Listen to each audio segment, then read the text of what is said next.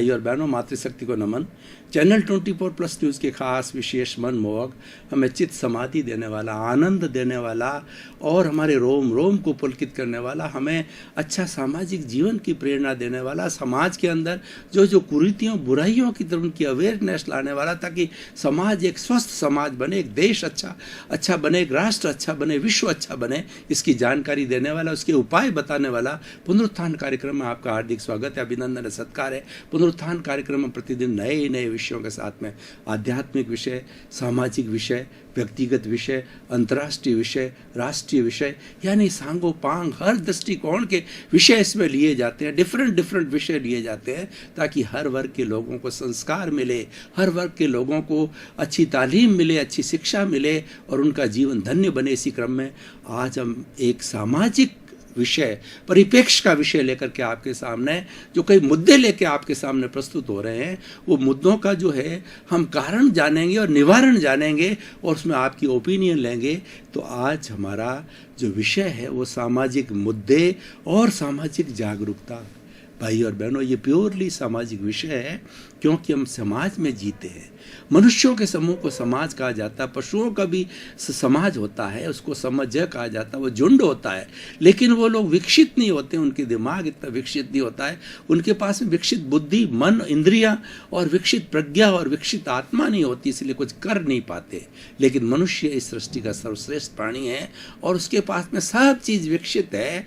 वह चाहे अपने समय का सही नियोजन करे और उसमें कुछ करने की ललक हो, कुछ बनने की ललक हो, तो वो बहुत कुछ कर सकता है, समाज में एक परिवर्तन ला सकता है, अवेयरनेस ला सकता है। और हमारे महापुरुषों ने समाज में बहुत अवेयरनेस लाई। उन महापुरुषों की वजह से आज हमारा समाज बहुत अच्छा है, नहीं तो ये जंगली राज बन जाता है, ये समाज नहीं होकर के और एक जो है वो नहीं होकर लुटेरों की जमात बन जाता, कुवैष्णियों की जमात बन जाता और अपराधियों की जमात बन जाता। उन महापुरुषों की वजह, समाज सुधारकों की वजह से हमारे समाज के अंदर अच्छे मूल्य हैं।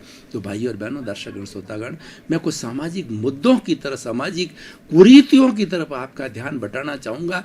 हालांकि ग्लोबलाइजेशन बहुत हो गया है और सिविलाइजेशन बहुत बड़ी है, लोगों के अंदर बहुत अवेयरनेस आई है, शिक्षा बढ़ी है, लोगों का IQ बढ़ा है, लोगों का नॉलेज बढ़ा है, लेकिन आज भी खास तौर से हमारे गाँवों के अंदर आज भी जो है वो कुप्रथाएं चल रही है। आज भी वो कहना चाहिए जो बुरे संस्कार है वो आज भी चल रहे हैं। वो मुद्दे मैं उठाऊंगा, मुख्य मुद्दे उठाऊंगा और उसके बारे के अंदर हम अवेयरनेस पैदा करेंगे कि उन मुद्दों में हमारा क्या दायित्व है, उन मुद्दों को हम किस तरीके से सॉल्व कर सकते हैं और अच्छे समाज का निर्माण कर सकते हैं, वो उसके बारे में आज हम चर्चा करेंगे। तो सबसे पहला हम मुद्दा लेते हैं विधवा विवाह। भाई और बहनों, दर्शकगण, श्रोतागण, देखिए कि मानव प्रकृति है, नियति का योग होता है। किसकी पत्नी ज़्यादा पहले चली जाती है, युवा अवस्था में चली जाती है, किसका पति चला जाता है। अब देखिए 25 साल की उम्र है, उसको 80 साल 90 साल जीना है, तो वो बिना परिवार के और बिना हस्बैंड वाइफ के किस तरीके से जीवन जिएगी। शरीर की भी आवश्यकता होती है, शरीर के अंदर मांस, मद्दा, वीर्य, कई चीज़ें बनती है, तो वो भी उसकी अपनी एक आवश्यकता होती है। तो किस तरीके से वो जीवन यापन करेगी। अगर हम इसके ऊपर चिंतन नहीं करेंगे तो होगा क्या, हमारे समाज में प्रोस्टिट्यूशन बढ़ेगा, हमारे समाज के अंदर जो है अनैतिकता बढ़ेगी, उसके लिए समाज जिम्मेवार होगा। तो आज हमें ये विधवा विवाह जो है उसके ऊपर आज हमें प्रमोट करना चाहिए। और ख़ास तौर से जो मेरा विषय है, गाँवों की तरफ चिन्हित है, शहरों में तो अवेयरनेस है और शहरों में इतना पता भी नहीं पड़ता और शहरों में काफ़ी अवेयरनेस आ चुकी है। शिक्षा की वजह से व्यक्ति व्यस्त भी है और एक दूसरे का देखता है और सॉल्यूशन भी करता है, लेकिन गाँवों में आज भी वो स्थिति है और वो उस स्थिति को मैं सुधार करना चाहिए और समाज को विधवा विवाह अलाउड करना चाहिए। पहले ज़माने के अंदर तो बिल्कुल अलाउड नहीं किया जाता। अगर मान लो शादी के 5 दिन भी हुए हो तो जीवन भर विधवा रहेगी और वो अपना जीवन धार्मिक करे या किसी तरीके से यापन करे करते। लेकिन आज अवेयरनेस आई है तो उसके अंदर काफ़ी जगह जो है उसके लिए समाधान भी किया गया, लेकिन गाँवों में आज भी वैसी प्रथा है। तो हमें उसके लिए हमारा जो मेन जो विषय है सामाजिक मुद्दे यानी कुरीतियों की तरफ है और उसके साथ साथ में हमारा दायित्व क्या होना चाहिए। देखिए जहाँ कहीं हमें समाज में इर्द गिर्द ऐसे मामले आते हैं तो थोड़ा उसको डेलिकेटली हैंडल करना चाहिए, उसको एक निष्पक्ष चिंतक के रूप में हैंडल करना चाहिए। हमें थोड़ा सा समय डिवोट करना चाहिए। अगर उसके पेरेंट्स और परिवार पीयर वालों की अगर अनुकूलता हो और वो आपको थोड़ा इसके बारे में अच्छा सजेशन देना चाहें तो आप उस बाला से, उस बहन से बातचीत कर सकते हैं, आखिर वो क्या करना चाहती है, और उसके लिए आप एक मध्यस्थ बन सकते हैं पीयर की तरफ से, ससुराल की तरफ से, और कोई ऐसा रास्ता निकाल सकते हैं। और ऐसे विधवा और विदुर बहुत है। ऐसा नहीं है कि सारे जो है औरतें ही विधवा हो रही है, विदुर भी बहुत बैठे हैं और उनकी भी वही समस्या है। ये तो देखिए एक बायोलॉजिकल जेंडर है, जेंडर डिफरेंस है नर और मादा का, लेकिन उनकी भावनाओं में कोई अंतर नहीं है, उनकी कार्य प्रणाली के अंदर कोई अंतर नहीं है, दोनों एक ही तरह से, उनकी सोच में कोई अंतर नहीं है। नर और मादा का जो है तो ईश्वर ने बनाया है, ये तो बायोलॉजिकल जेंडर डिस्क्रिमिनेशन है, उसके अंदर बात अलग है, लेकिन बात वही होती है। तो ऐसे जहाँ पे विधवाएं मिलती तो विदुर भी बहुत मिलते हैं। तो हमें थोड़ा सर्च करना चाहिए और ऐसे कुछ युवा मिलकर के, ऐसी कुछ संस्था मिलकर के इसके बारे में चिंतन करना चाहिए, और वह भी चिंतन बड़ा निष्पक्ष रूप से करना चाहिए, और उसके बारे में थोड़ा समय लिए, बहुत बड़ी सेवा है, उसके बारे के अंदर अगर थोड़ा समय लगा जाता है तो हम एक अच्छा सोल्यूशन निकाल सकते हैं, किसी के जीवन को खुशहाल बना सकते हैं। और ऐसे बहुत से बैठे हैं, थोड़ी सी मध्यस्थता की आवश्यकता होती है तो वो दोनों तैयार होते हैं। वहाँ कोई दहेज की बात नहीं है। कोई सवाल ये होता है, किसी के कोई एक आध बच्चा होता है, कोई माता पहले चली जाती है, कोई पिता पहले चला जाता है, तो उनके भरण पोषण की वो किस तरीके से करते हैं, और उसके अंदर वो अपने बच्चों को अपना बच्चा समझ करके अडॉप्ट करते भी हैं, पालन पोषण भी करते हैं।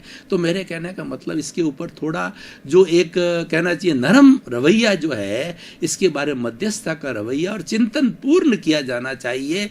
ऐसा नहीं उसमें उग्रता। देखिए जो मैं मुद्दे उठा रहा हूँ ये उग्रता के मुद्दे नहीं है, ये कोई कानून के मुद्दे नहीं है, ये तो संवेदनशीलता के मुद्दे हैं और ये करुणा के मुद्दे हैं। ये बातचीत से करना चाहिए और बातचीत करने से अच्छा हल आता है, क्योंकि हर एक व्यक्ति अच्छा सॉल्यूशन चाहता है, हर एक व्यक्ति अच्छा जीवन जीना चाहता है और अच्छा सॉल्यूशन मिलता है। कई बार व्यक्ति अपनी खुद की तकलीफ का सॉल्यूशन नहीं निकाल सकता है, लेकिन दूसरे मध्यस्थता करे, चाहे हस्बैंड वाइफ के बीच में भी झगड़ा टंटा हो और तीसरा कोई मध्यस्थता करे, ढंग से समझाना वाला हो, ऐसा व्यक्ति मध्यस्थ हो जिसके अंदर दोनों का विश्वास हो, तो वो मुद्दा हल किया जा सकता है। और आजकल तो कोर्ट भी यही कर रहा है, जहां पर ये तलाक के मामले होते हैं सरकार भी यही कर रही है, संस्थाएं भी यही करती है, दोनों को बुलाते हैं, अलग अलग बात करते हैं, उनको कहते हैं कि भाई जब आपकी शादी हो चुकी है तो आप क्यों नहीं प्रेम से रहो, आखिर दूसरा भी डाइवोर्स करके भी आप कहीं न कहीं शादी करोगे तो इस बात की क्या गारंटी है कि आपका जीवन फिर से अच्छा होगा। तो ये एक मुद्दा हुआ।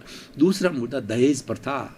भाई और बहनों, दर्शकगण, श्रोतागण, आज भी बहुत बड़ा जो है, हालांकि बहुत जागरूकता आई है, समझदारी बढ़ी है, लेकिन आज भी बहुत प्रेशर डाला जा रहा है दहेज के लिए। और ख़ास तौर से के कुछ जो मीडियम वर्ग के लोग होते हैं, उच्च वर्ग के जो है वो लड़की से शादी इसलिए करना चाहते हैं कि उनको अधिकतम दहेज मिलेगा, और जब वो बच्ची वो जो ससुराल के अंदर आ जाती है तो उनको दहेज का अर्थ होता है कि प्रेम से दिया जाना। हर माता पिता कुछ ना कोई रिजर्व रखते हैं अपने लिए और समझते हैं कि मेरे संतान 2 या 3 है तो उसको इक्वली जो है अपनी प्रॉपर्टी में उसको हिस्सेदार समझते हैं, और समय आने पर सब अपनी अपनी तरफ से अच्छा देते हैं। लेकिन लोभी व्यक्ति होते हैं, और खासकर से उसका हस्बैंड होता है, उसके माता पिता से मिल जाते हैं। लोभ की प्रवृत्ति कारण ऐसा होता है, उस बाला को, उस बेचारी बहन को जो है बहुत, बेटी को तकलीफ दी जाती है और उसको प्रताड़ना दी जाती है, यहाँ तक जलने की बहुत बड़ी बड़ी जो है आजकल आ रही है। सरकार ने एक बहुत कानून बनाया, लेकिन सरकार क्या करेगी? सरकार को मालूम पड़े जब करेगी ना, और उसके बीच में कई तरह का अवरोध भी आ जाते हैं, दबाए भी जा सकते हैं। तो सरकार तो अपना कार्य कर रही है, लेकिन सामाजिक संगठनों को और व्यक्तिगत रूप से हमें क्या जागरूकता होनी चाहिए कि ऐसे समय में समझाइश बहुत बड़ी चीज़ होती है। अगर आपके परिवार के अंदर, कभी फ्रेंड सर्किल के अंदर, आपके पड़ोस के अंदर कहीं ऐसा मुद्दा आता है तो थोड़ा इस सामाजिक कार्य के ऊपर आपने समय लगाना चाहिए और दोनों को सुनना चाहिए, और एक निष्पक्ष न्यायाधीश के रूप के अंदर जो है अपनी जागरूकता जो लानी चाहिए कि किस तरीके से दोनों के बीच में मेल हो जावे, तो उनको समझाया जाना चाहिए और समझा करके कोई हल निकाला जाए। तो उनके बीच में जो अनबन होती, दो परिवारों के बीच के अंदर जो खटास है, दो परिवारों के बीच के अंदर जो दूरियां हैं, उस दूरियों को हम समाप्त कर सकते हैं और अच्छे समधी बन सकते हैं, अच्छे हस्बैंड वाइफ बन सकते हैं। और ये जो धन का लोभ है इसको मिटाया जा सकता है। आखिर हमें समझाना पड़ेगा ऐसे उनको उनके परिवार के सदस्यों, खासकर उसके हस्बैंड को, कि देखिए आखिर तो कमाने से धन होता है, आपको दहेज से, ससुराल से कितना है, उससे ज़िंदगी नहीं निकलती। कई तरह से, कई एंगल से समझाइश करना, आखिर वो इंसान होता है, समझता भी है और हमारी बात कारगर हो सकती है। तो हम उसमें जागरूकता, ये मुद्दा बहुत जो है बर्निंग इश्यूज है, इस मुद्दे को हम बड़ी संवेदनशीलता के साथ, निष्पक्षता के साथ में, मध्यस्थता के साथ में, बिना राग द्वेष के साथ के अंदर इसको टेकअप किया जाना चाहिए, तो इसका बहुत अच्छा सोल्यूशन निकल सकता है। अब तीसरी बात है कि जो है हमारा मृत्यु भोज, भाई और बहनों, दर्शकगण, श्रोतागण, आज भी गांवों के अंदर वही प्रथा है कि 10-10, 12-12 दिन शोक रखा जाता है और 12 दिन गांव के लोग आते हैं, हुक्का पीते हैं, बीड़ी पीते हैं, भोजन खाते हैं, और अगर उम्र में हैं तो वो लड्डू, खीर और पुड़ी, ये सब चीज़ें खाते रहते हैं। और बेचारा वह मजबूरन जो उसकी जो संतान होती है, वो अपनी समाज के अंदर अपनी इमेज रखने के लिए कर्ज ला करके सारा कार्य कर रहा है। ऐसे बहुत से मिले, उस कर्ज के अंदर डूबा हुआ, जीवन भर वो कर्ज नहीं उतार पाता, जीवन भर दुखी होता है। तो ऐसा देखिए, जाने वाला चला गया, उसके प्रति शोक है, और जिसके माता पिता या बच्चे जाते हैं, वो तो दर्द उसका भीतर का होता है। रोने से वो दर्द कोई कम नहीं होता, कहने से कोई दर्द जरूर थोड़ा बहुत कम होता है, अगर कोई अच्छा सपोर्टर हो तो। लेकिन प्रश्न ये है कि उसके पीछे जो है ना, हम इतना जो है वो ये भोज विवाह, भोज प्रथा का जो कार्य कर रहे हैं, मृत्यु भोज करें, और लंबे लंबे समय 12-12, 14-14 दिन पकवान उड़ रहे हैं, ये हो रहा है, वो अमल गल रहे हैं। हमारे यहाँ पर राजस्थान में अमल का बहुत बड़ा अमल बहुत महंगा है और बहुत हाई क्वालिटी का लाना पड़ता है। वो मतलब 5-5 लाख रुपए किलो का भाव है, वो हमारे ड्राई फ्रूट से भी महंगा है। तो वो कितना बोझ पड़ता है। तो भाई और बहन, ऐसा क्यों किया जाए? ऐसी हमें अवेयरनेस पैदा की। सरकार ने तो कानून बना रखा है कि मृत्यु भोजन नहीं किया जाए, फिर भी हो रहा है। समाज, सरकार जो डाल पे है, तो हम लोग पात पे हम उनकी सरकार के नियमों की धज्जियां उड़ाते हैं, समाज के कानून की धज्जियां उड़ाते हैं। हम तो परंपराएं कहते हैं कि हमारे माता पिता करते आ रहे हैं, हम भी करेंगे। उस परंपराओं के जो जाल के अंदर हम जब जो है जो जकड़ जाते हैं, तो हम बहुत बड़े जो है कर्जदार बन जाते हैं, और हमारा भविष्य, बच्चों का भविष्य बहुत खराब हो जाता है। तो ऐसी स्थिति के, ठीक है, 1-2 दिन का शोक होता है, वो रखना चाहिए। अपने माता पिता, घर का सदस्य होता है, समय रहता है, शोक रहता है, और शोक तो दिल के अंदर होता है। फिर भी एक सामाजिक प्रथा है, सब लोग मिलते हैं, एक दूसरे का दर्द बांटते हैं, तो दर्द कम होता है, ये बात पक्की है। लेकिन प्रश्न ये है कि इतना खर्चा करके और मृत्यु भोज करना, ये बिल्कुल आज के खास तौर से ज़माने में, क्योंकि आजकल जो है वो कॉम्पिटिटिव युग है, पैसा कमाना भी इतना सरल नहीं रह गया, कट थ्रॉट कॉम्पिटिशन चल रहा है। तो व्यक्ति को सारा कंसंट्रेशन उसमें करती है। और आज शिक्षा महंगी है, भरण पोषण महंगी है, और आजकल बच्चों को पैरों पर खड़ा करना इतना सरल नहीं है। तो हम नियोजन उस पर करें, उसका पैसा जो उसमें वेस्ट नहीं करके उसके अंदर करते हैं। इस पर हमें जागरूकता, व्यक्तिगत रूप से जागरूकता, संस्थागत रूप से जागरूकता, और जो पंचायत के रूप में सरपंच को वगैरह जितने भी वार्ड पंच है, उसमें जागरूकता रखने, समझाइश का काम करना है। समझाइश करने से बहुत बड़ा सॉल्यूशन निकल जाता है। तो इस मुद्दे को मैंने उठाया। अब मैं आगे जो चलता हूँ, तो अब जो अगला मुद्दा जो है वो है बाल विवाह। भाई और बहनों, दर्शक श्रोतागण, सरकार ने कड़ा कानून बना रखा है कि 18 साल से कम लड़की और 21 साल से कम लड़के का शादी आप नहीं कर सकते लीगल रूप के अंदर। कोर्ट भी इसको अलाउ नहीं करता है, लेकिन आज भी गाँवों में चल रहा है। छोटे छोटे बच्चों की पहले ही सगाई बोल दी जाती है, और उनको जो है वो नींद की अवस्था में ही उनके जो फेरे करा करके और उनको पढ़ना दिया जाता है, उनकी शादी कर दी जाती है। और जब वो बच्चे बड़े होते हैं और उनका अलग अलग टेस्ट होता है, अलग अलग शिक्षा होती है, अलग अलग लाइन होती है, कोई लड़की नहीं पढ़ पाती, कोई लड़का बहुत अच्छा पढ़ करके IAS, IPS, RAS अच्छा एडमिनिस्ट्रेटर बन जाता है, लड़की वैसी ही रहती गांव के अंदर।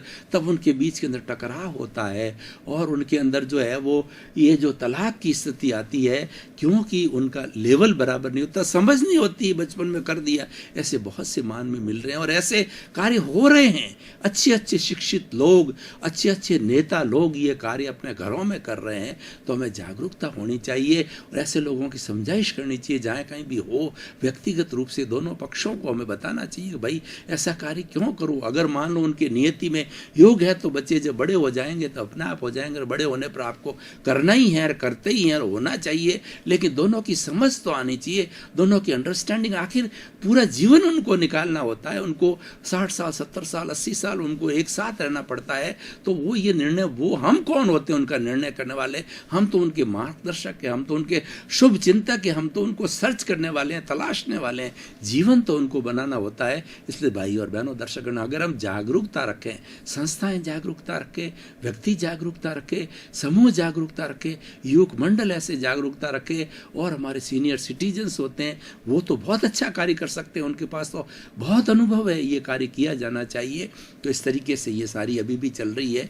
और अब मैं कुछ एक और बात आपके साथ में रखना चाह रहा हूँ, सामाजिक मुद्दा ये रखना चाह रहा हूँ कि बाल मजदूरी, आज गाँवों के अंदर बाल मजदूरी बहुत ज़्यादा हो रही है, क्योंकि अभाव की स्थिति होती है, अपने अपने कर्म होते हैं, अपने अपना भाग्य होता है। तो कई बार बच्चे जो है उनके माता पिता जल्दी चले जाते हैं, उनको पालन पोषण करने वाला नहीं होता, उनको शिक्षा का समय होता है, लेकिन उनको मजबूर हो जाता है भरण पोषण के लिए, कोई पेट पापी होता है, पेट के लिए वो चल पड़ता है मजदूरी करने के लिए।